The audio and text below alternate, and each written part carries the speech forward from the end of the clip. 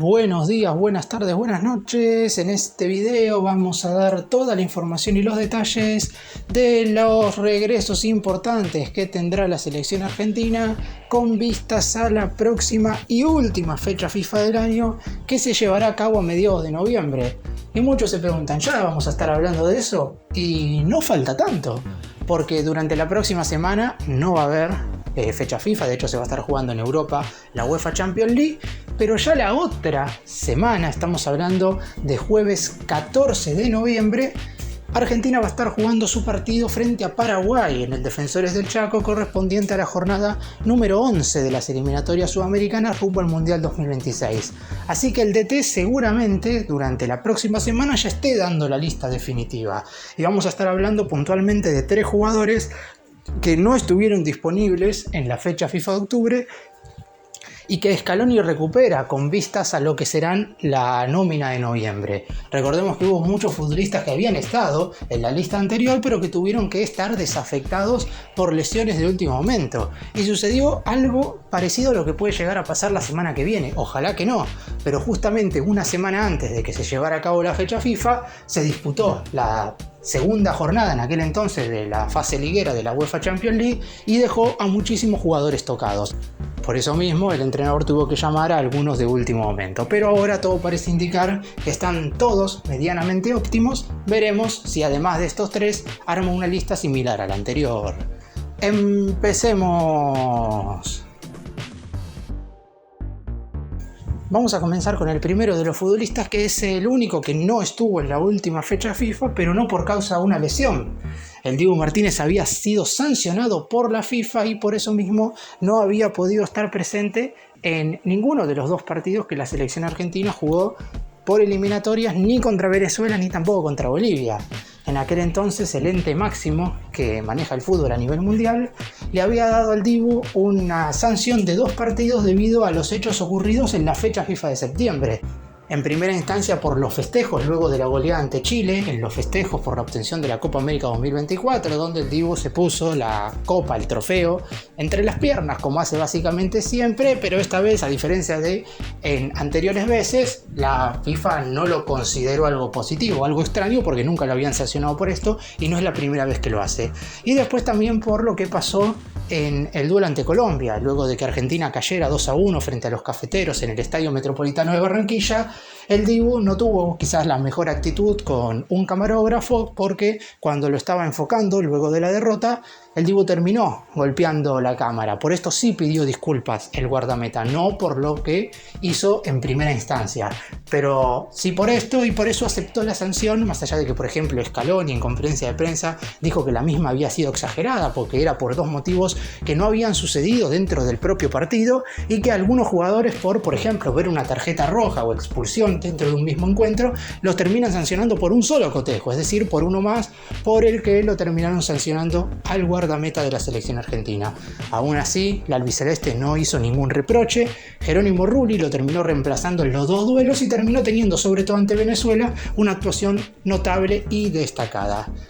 Pero ya se terminó la sanción del Dibu.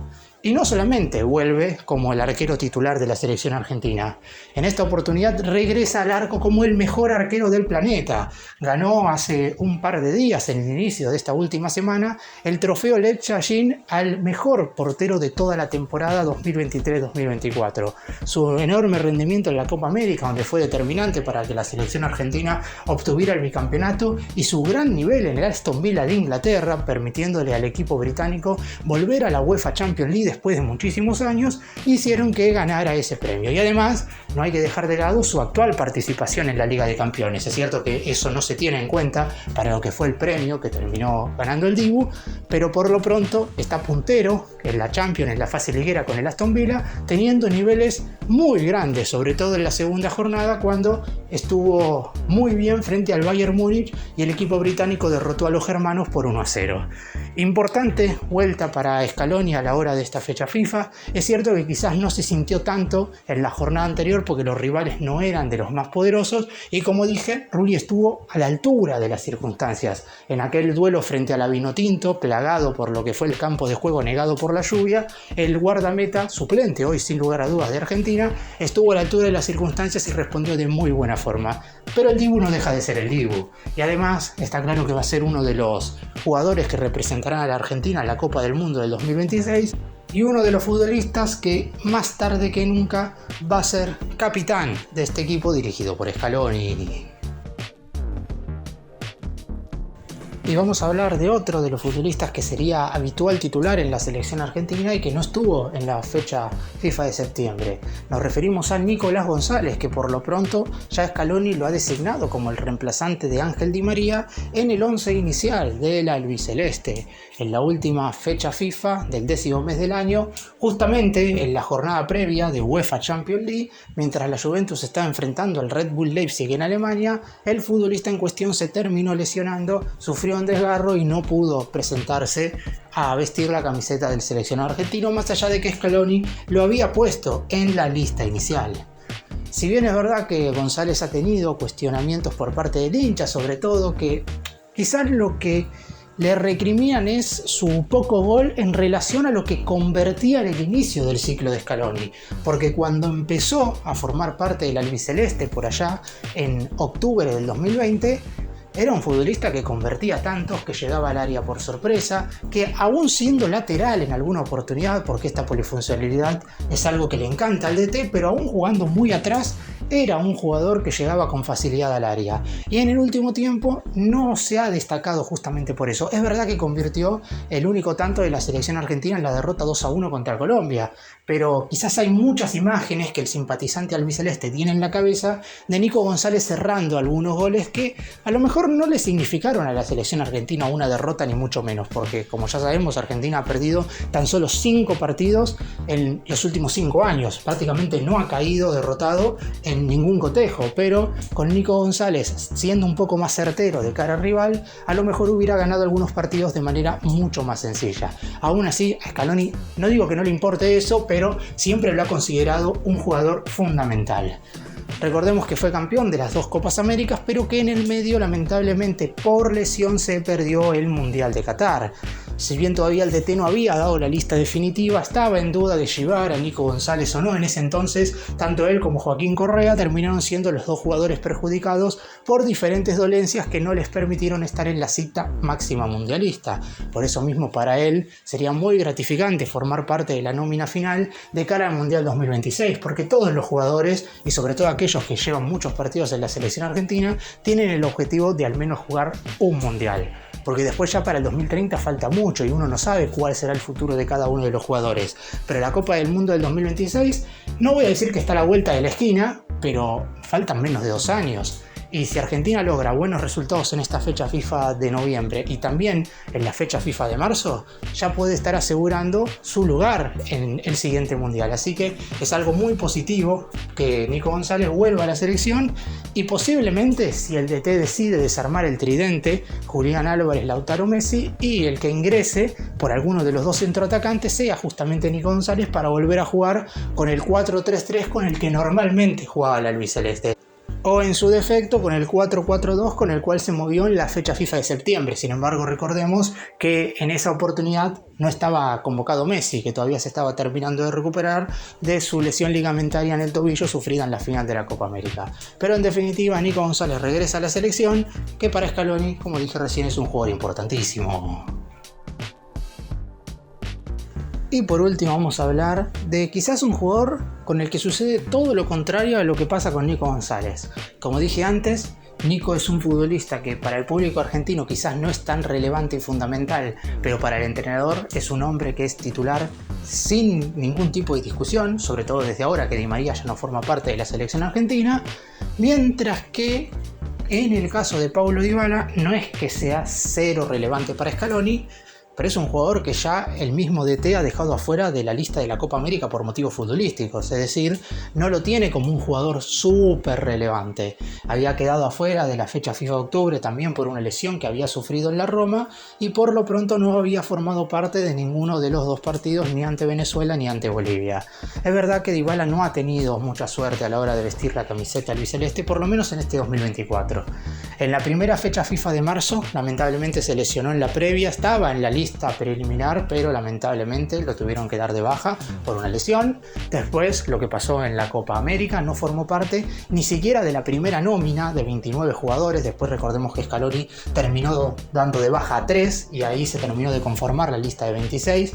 Después, en septiembre, volvió a la selección argentina. Fue clave la decisión que ahora voy a estar repasando también, que tomó en el último mercado, pero volvió, se puso la número 10 ante la ausencia de Messi, convirtió un gol ante Chile. La gente creía que Scaloni lo iba a poner más tiempo en el duelo frente a Colombia, pero jugó tan solo 10 minutos, no pudo prácticamente hacer nada durante el encuentro en sí. Y después, posteriormente, lo que recién mencioné de la fecha FIFA de octubre, una lesión sufrida en el equipo de la capital italiana, lo dejó afuera de la lista final. La pelea interna, por decirlo de alguna manera, nunca terminó de ser algo verdaderamente concreto entre Scaloni y el jugador, que se dio en la previa de la Copa América, donde el propio DT manifestó en conferencia que no lo pudo llevar por cuestiones futbolísticas, y el jugador, haciendo alusión a esto, había subido a sus redes sociales personales una foto con los premios que había obtenido como jugador del mes en la Serie italiana. Eso se fue quedando en el pasado. Argentina salió campeón de la Copa América. Dybala tomó una decisión muy importante en lo que respecta a su carrera futbolística, de no irse al fútbol árabe. Decidió quedarse en la Roma porque había obtenido una propuesta del Al-Qadsia de Arabia Saudita verdaderamente muy suculenta económicamente, pero decidió rechazarla para seguir en el fútbol italiano. Y creo que eso Scaloni lo vio con buenos ojos, lo vio como un punto muy positivo para que el jugador pudiera seguir progresando futbolísticamente en su carrera. Es así que volvió al combinado nacional en septiembre y, como dije, ante la ausencia de Messi, llevó la número 10 en la espalda. Eso sí, ingresando en los dos partidos en los segundos tiempos. Aún así, ante Chile, le alcanzó con un par de minutos para convertir el tercer tanto del albiceleste y decretar aquella goleada por 3-0 frente al elenco trasandino. Contra Colombia ya estaba perdiendo 2-1 el equipo dirigido por Scaloni cuando la joya ingresó en el complemento y no pudo cambiar la historia. Ahora, para lo que será esta fecha FIFA de noviembre, veremos qué lugar le toca tener a Dybala. Titular, imposible. Suplente, y yo creo que Dybala estaría jugando en el lugar en el cual juega Messi. Y Messi sale en los segundos tiempos y complicado. En los únicos partidos en los cuales ha sumado minutos Dybala fue cuando Messi no estuvo convocado. Así que dependerá mucho de lo que piense el DT para esta fecha FIFA de noviembre, pero por lo pronto Dybala regresa a la selección. Estos no serían igual los únicos regresos en la selección argentina para la fecha FIFA de noviembre.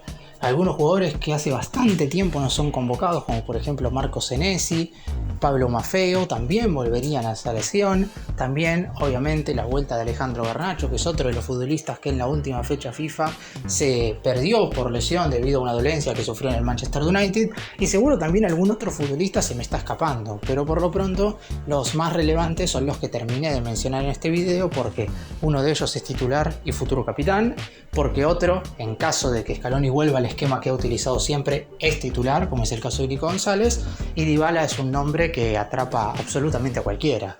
Es un jugador que de mitad de cancha hacia adelante puede cambiar la atmósfera de un partido, aunque hay que ver qué tanto lo considera Scaloni, ya sea para estar desde el inicio o para ser primer suplente. Aún así, son 3 regresos muy relevantes que veremos en noviembre en los partidos ante Paraguay de visitante y frente a Perú de local.